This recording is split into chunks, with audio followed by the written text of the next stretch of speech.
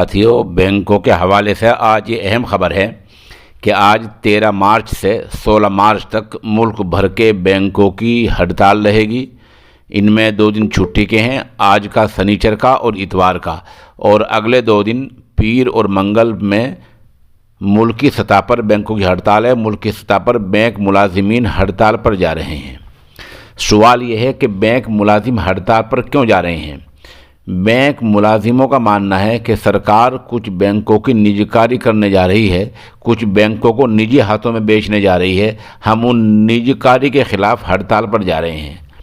इनमें कौन कौन से बैंक हैं जिनको सरकार निजीकारी करने जा रही है, जिनको सरकार निजी हाथों में देने जा रही है।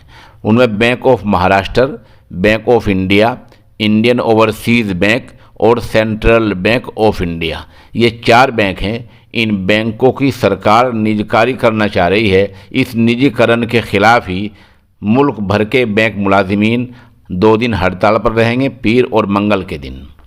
इस हड़ताल की अहम बात यह है कि इस हड़ताल में जो ग्रामीण देही बैंक हैं वो भी शामिल हैं। गोया मुल्क की सतह पर पूरे मुल्क के जो बैंक हैं वो पीर और मंगल को हड़ताल पर रहेंगे। आज बरोज़ शनिचर इतवार छुट्टी है। इस तरह 13 मार्च से 16 मार्च तक मुल्क भर के बैंक हड़ताल पर रहेंगे, छुट्टी पर रहेंगे।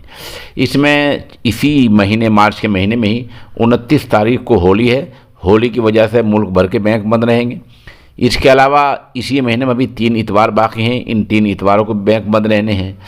उधर 27 मार्च को भी बैंकों की छुट्टी बताई जा रही है। कुल मिलाकर ये चंद दिन इस महीने बैंकों की छुट्टी रहेगी।